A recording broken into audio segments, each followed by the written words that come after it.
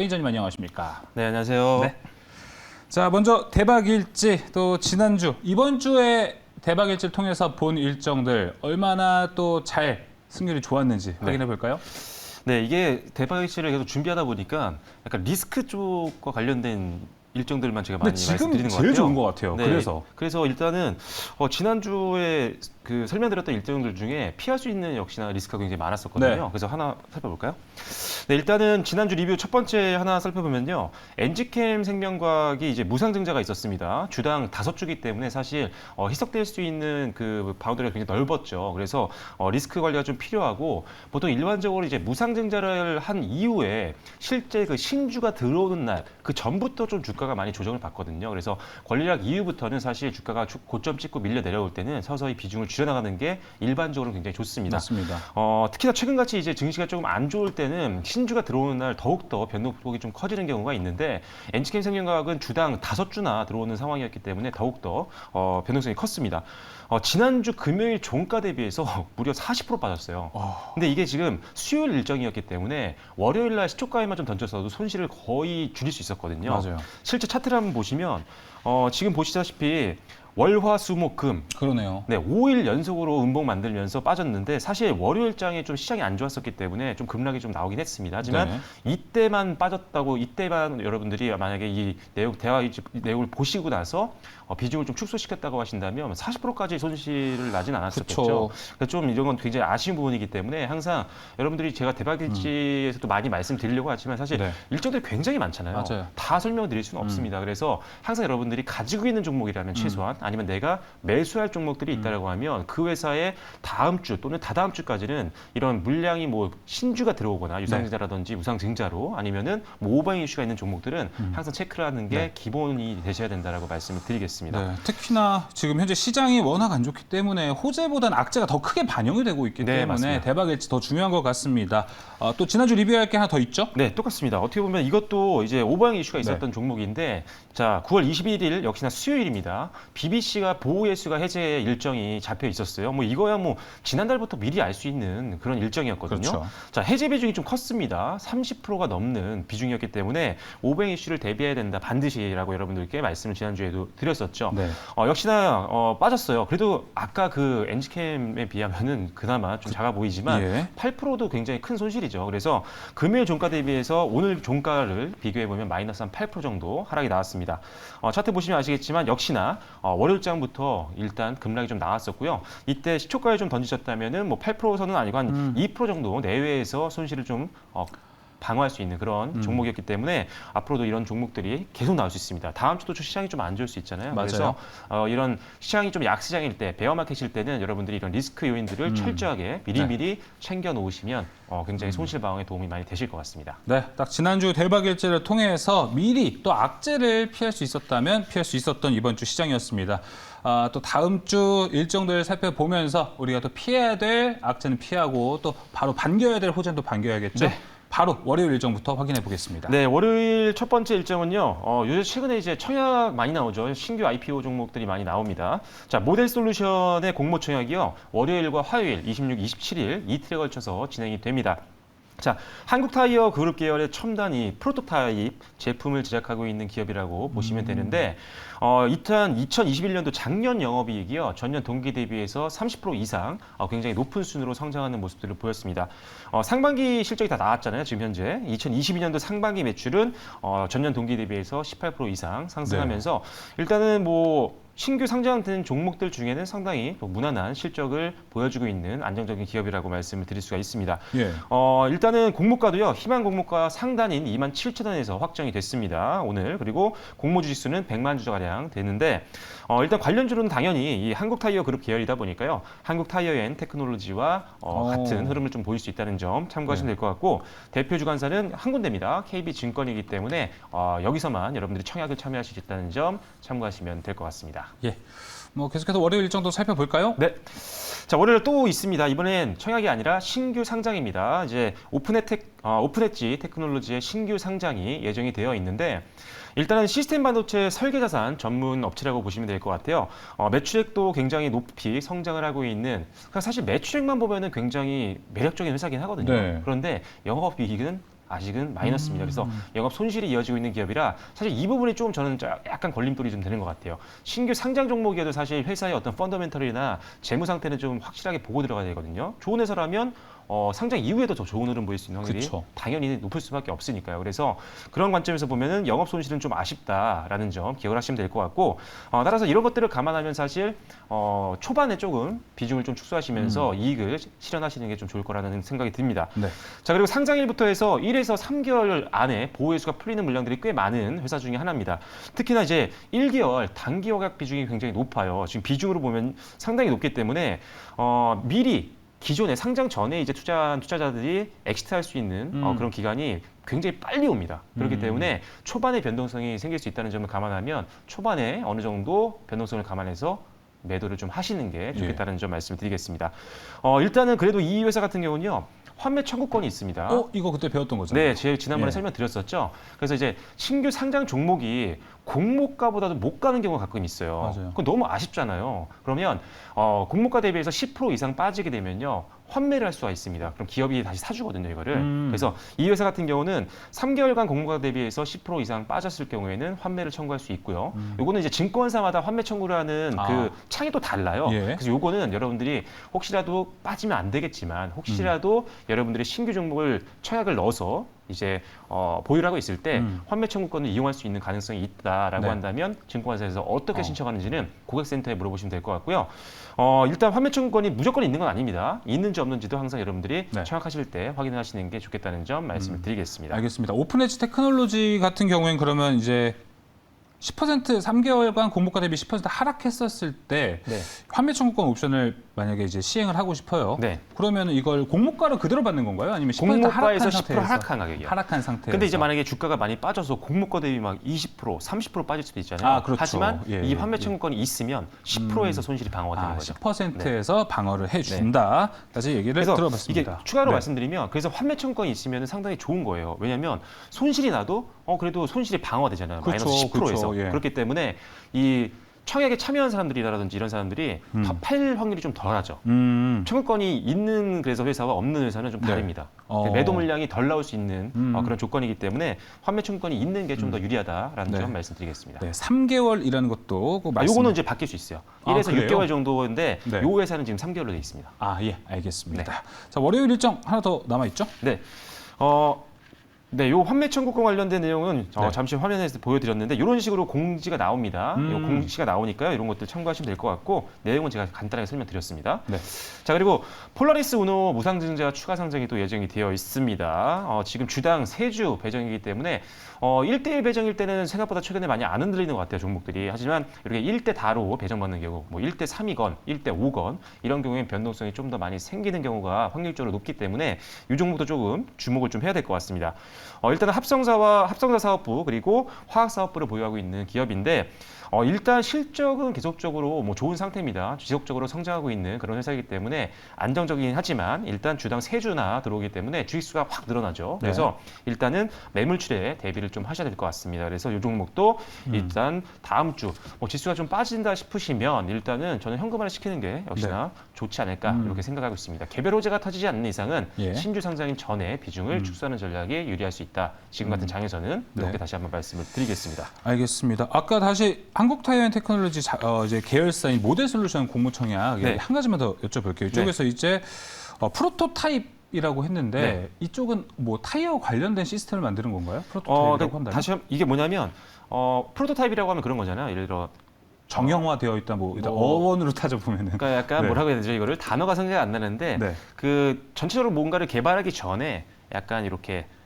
샘플이라고 해야 될까요? 네. 뭐 이런 느낌의 그런 개발을 하는 회사라고 보시면 될 것 같아요. 그래서 그럼, 네. 상당히 이게 밀접하게 되어 있고 이미 한국타이어 계열이기 때문에 네. 안정적인 매출처가 확보가 되어 있는 기업이죠. 그래서 예. 뭐 그런 면에서 상당히 좀 좋게 볼 수 있는. 그래서 이런 그래도 안정적인 거래처랑 실적이 바탕이 되는 IPO 종목들은 장이 안 좋을 때는 어쩔 수 없이 청약하고 나서 상장일날 팔 수는 있겠지만 예. 이제 변동성 끝나고 어느 정도 보호예수 물량 풀린 것들 다 소화되고 나서는 저점 만들 때는 또 잡아볼만 하죠. 그래서 그렇죠. 이런 약간 안정적인 거래처나 뭐 네. 지주회사라든지 이런 것들 네. 갖고 있는 기업들은 일단 종목에 넣어두는 건 좋습니다. 네, 최근 타이어 업황에 대해서 좀 긍정적으로 보는 뷰가 좀 생겨서 네, 맞습니다. 여기도 오히려 더 좋아지지 않을까라는 네, 생각이 하지만 한번 초반은 좀 조심해야 될 여쭤봤습니다. 것 같아요. 네, 초반은 좀 조심하자. 예를 들어서 뭐 성일하이텍이 초반에 빠졌었잖아요. 그거 좀- 상장하자마자. 그러고 나서 저점 만들고 반등을 했었죠. 이런 것들처럼 초반에 좀 불안한 장일 때는 일단 파시고 그리고 변동성이 좀 줄어들면 그때 다시 재접근하시면 됩니다. 리스크를 굳이 안고 가실 필요 없다는 거죠. 알겠습니다. 최근 IPO가 워낙 많기 때문에 네. 여기서 또 대박일지를 통해서 꿀팁을 얻어가셨으면 좋겠습니다. 이어서 화요일 일정도 살펴볼게요. 네, 또 공모 청약이 있습니다. 네.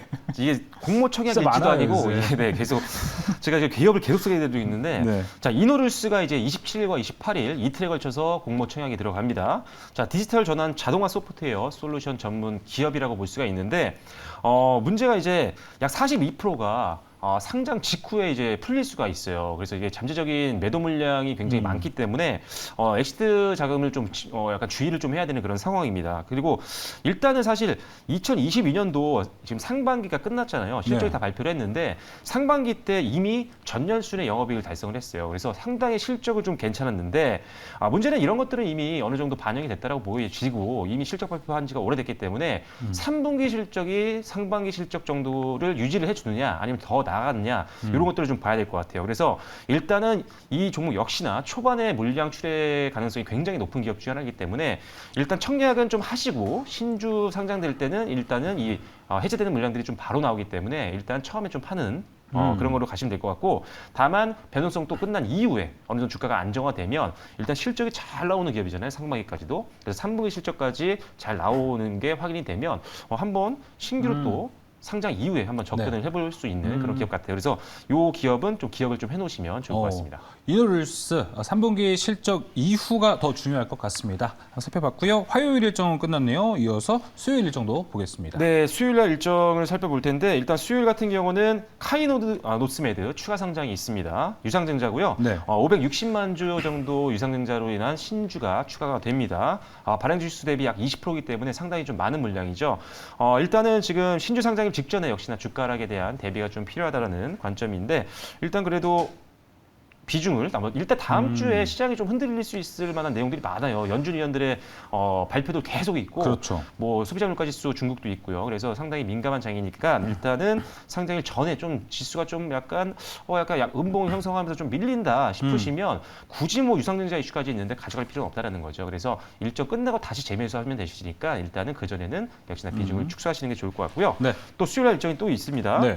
자, 역시나 보호예수 해제인데 일단 CU 메디칼 보호예수 해제가 약 7% 정도가 있고요. 그다음에 스카이넴이 보호예수 해제가 9% 정도가 있습니다. 역시나 지금 같은 장에서는 사실 보호예수 물량이 나오면 사실 굉장히 좀 어려울 수 있어요. 그래서 역시나 보수적인 전략이 필요하고 현금화도 필요한 상황인데 뭐 개별 이슈가 있지 않는 한은 일단은 보호예수 일정 때는 잠시 피하는 게 확실히 좋다라고 보여지고 있는 상태입니다. 보호예수 네. 일정 반드시 체크하시면 좋겠습니다. 네, 알겠습니다. 보호예수 일정도 있고요.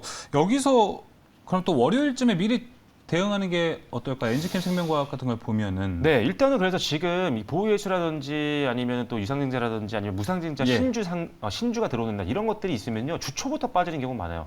특히나 지금 아까도 지금 좀 미증시라든지 지금 증시상황이 좀 안 좋잖아요. 맞아요. 그래서 월요일 날 어느 정도 반영될지는 뭐 그때 또 선물 시장 봐야 되겠지만 일단은 월요일 장이 좀 밀리기 시작하면 이런 종목들이 더 빨리 빠질 수도 있거든요. 그래서 이슈가 있는 종목은 하락장이 더 약할 수 있습니다. 그래서 월요일 장이 밀리기 시작하고 시장이 좀 더 밀리면 그때는 시초가에 좀 던지는 전략도 좀 필요할 것 같습니다. 알겠습니다. 스카이NM도 보호예수가 해제가 되네요. 네네네. 네. 이것도 말씀드렸죠. 예, 알겠습니다. 자, 이렇게 수요일 일정까지 살펴봤고요.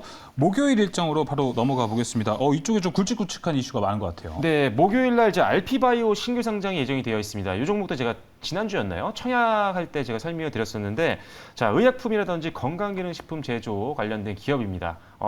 캡슐 쪽에서는 국내 시장 점유율 1위인 기업이라고 설명드리면서 상당히 기대해 볼 만한 기업이다라고 말씀드렸었는데 네. 이 종목은 환매 청구권은 없습니다. 자, 하지만 그리고 최대 주주 지분이 한 53.47%가 한 2년 6개월 동안 묶이기 때문에 일단은 회사의 최대 주주 입장에서는 사실 뭐 이 회사의 어떤 단기 시세를 노린 건 아니고요. 성장에 대한 어떤 자부심이 좀 있는 것 같아요. 그래서 이왕이면은 최대 주주라든지 뭐 대표라든지 이런 주요 주주들이 오랜 기간 동안 좀 묶어놓는 기업들은 그나마 좀 괜찮은 편입니다. 그래서 이런 것들만 봤을 때는 상당히 좀 긍정적이고요. 네. 자, 연간 실적도 지속적으로 성장하는 기업인데다가 2022년도 상반기에 2021년도 전체 영업이익을 상회했던 아주 실적 좋은 기업이기 때문에 일단 상장할 때 조금 기대감 좀 가셔도 좋을 것 같아요. 그래서 일단은 조금 더 홀딩을 하시면서 다만 역시나 초반에도 밀리면 어쩔 수 없습니다. 일단 현금화 시키시고 다만 파셔도 계속 기억은 하셔야 되는 종목이다. 왜? 실적만 봐도 이 같은 동종 섹터 내에서는 차별화된 그런 모습들을 보여주고 있거든요. 그래서 RP바이오 앞으로 시장에서 좀 많이 또 언급될 수 있는 종목이니까 한번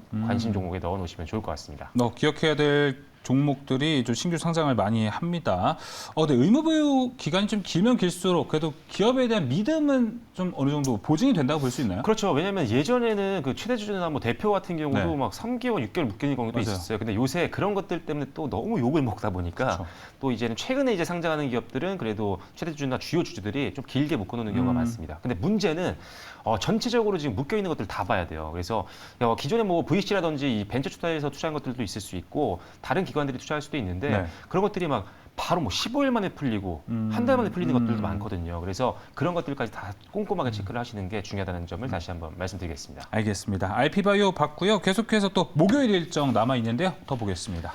네, 목요일 날 이제 삼성전자 갤럭시 Z 폴드 4 그리고 플립 4 일본 출시가 예정이 되어 있습니다. 사실 지금 상당히 플랫폼은 잘 팔리고 있긴 하지만 대표주들이 굉장히 못 가고 있습니다. 그것도 그렇고 좀 뭔가 조용한 것 같아요. 네. 작년에 비해.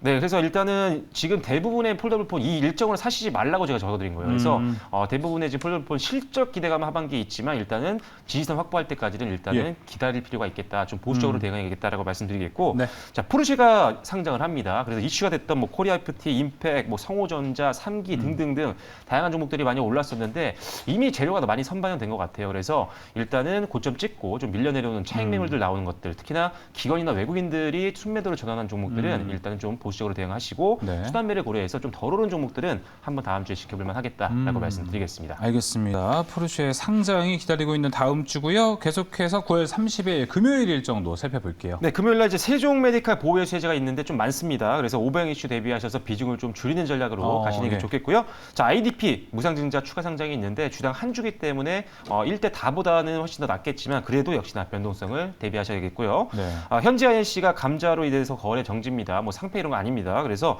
9월 30일부터 10월 19일까지 정지가 된다는 점 참고하시면 되겠습니다. 알겠습니다. 현재 IC 감자 거래 정지까지 받고 또 하나 굵직한 이벤트가 하나 보이는데요. 바로 테슬라. 네, 테슬라 인공지능 AI 데이가 개최가 예정이 되어 있습니다. 이 인간은 첫 로봇인데 옵티머스가 이게 사실 연장이 됐어요. 이거 발표를 하려다 못해가지고. 근데 일단 로봇 시장에 대한 내용들이 나오면서 사실 이슈가 될 수 있습니다. 그래서 로봇 관련된 섹터들 그리고 연관되어 있는 자율주행 관련된 섹터라든지 이런 지능형 로봇 관련된 그리고 인공지능 관련된 이 섹터들은 좀 관심 있게 지켜보시면 좋을 것 같습니다. 알겠습니다. 이렇게 대박일지를 통해서 다음 주 일정 모두 살펴봤습니다. 또 이렇게 방송으로만 보는 거 말고도 이거 직접 받아봐야 네. 또 직접 또 하는데 투자하는데 도움을 받잖아요. 네. 어디서 또 받아볼 수 있을까요? 다양한 정보를 보여드리고 싶지만 시간 관계상 많이 못 들려드리고 있습니다. 그래서 무료 방송이나 이런 것들을 통해서 연락을 드리고 있으니까요. 유튜브에 박철순 매니저 검색하시면 제가 올려드리는 영상들 확인할 수 있으니까 참고하시면 좋을 것 같습니다. 네, 대박일지 다음 주에도 많은 기대해 보겠습니다. 오늘 말씀 감사합니다, 매니저님. 감사합니다. 네, 수면상학과 스페셜 오늘 준비한 소식은 여기까지입니다. 여러분 주말 잘 보내시고요. 저희는 다시 월요일에 돌아오도록 하겠습니다. 오늘도 시청해 주신 여러분 고맙습니다.